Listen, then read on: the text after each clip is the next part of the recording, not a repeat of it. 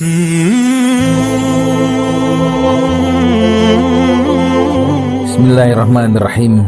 Jangan lupa pulang. Kisah dari seorang kawan.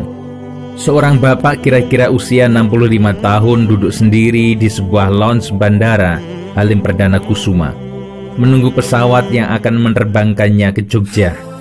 Kami bersebelahan yang hanya berjarak satu kursi kosong. Beberapa menit kemudian ia menyapa saya. "Dek, hendak ke Jogja juga?" "Saya ke Blitar, Pak, lewat Malang." "Bapak ke Jogja?" "Iya," jawabnya. "Bapak sendiri?" "Iya." Senyumnya datar sambil menghela nafas panjang. "Dek, kerja di mana?" "Saya serabutan, Pak," sahut saya sekenanya. "Serabutan tapi mapan ya?"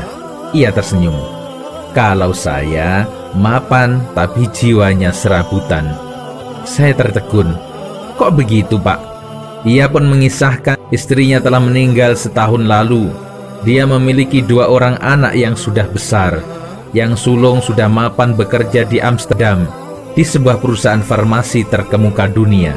Yang bungsu masih kuliah S2 di USA.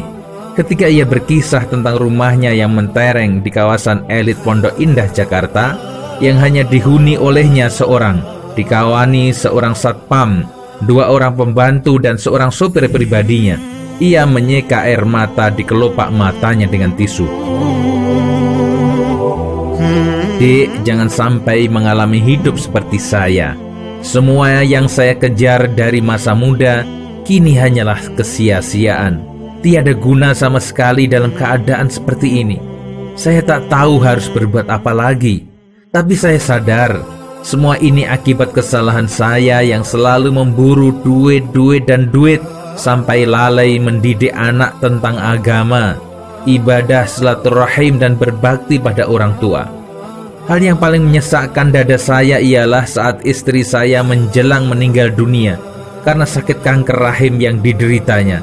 Anak kami yang sulung hanya berkirim SMS, tak bisa pulang mendampingi akhir hayat mamanya gara-gara harus meeting dengan koleganya dari Swedia.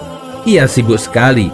Sementara anak bungsu saya mengabari via WA bahwa ia sedang mid test di kampusnya sehingga tidak bisa pulang.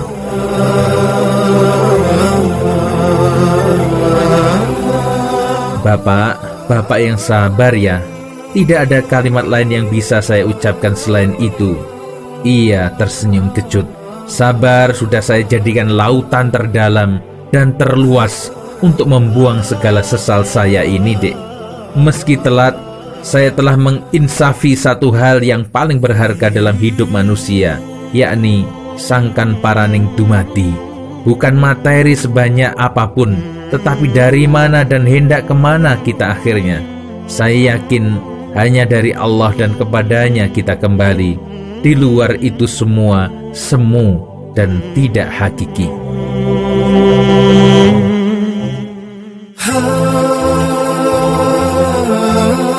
Adik bisa menjadikan saya contoh kegagalan hidup manusia yang merana di masa tuanya. Ia mengelus bahu saya dan saya tiba-tiba teringat ayah saya. Spontan saya memeluk bapak tersebut, tak sadar menetes air mata. Bapak tua tersebut juga meneteskan air matanya. Kejadian ini telah menyadarkan aku bahwa mendidik anak tujuan utamanya harus soleh, bukan kaya. Tanpa kita didik pun rezeki anak sudah dijamin oleh Allah Ta'ala, tapi tidak ada jaminan tentang keimanannya. Orang tua yang harus berusaha untuk mendidik dan menanamkannya. Di pesawat seusai take off, saya melempar pandangan keluar jendela ke kabut-kabut yang berserak bergulung-gulung. Terasa diri begitu kecil, lemah tak berdaya di hadapan kekuasaannya. Hidup itu sederhana saja. Mencari rezeki jangan mengejar jumlahnya, tapi kejar berkahnya.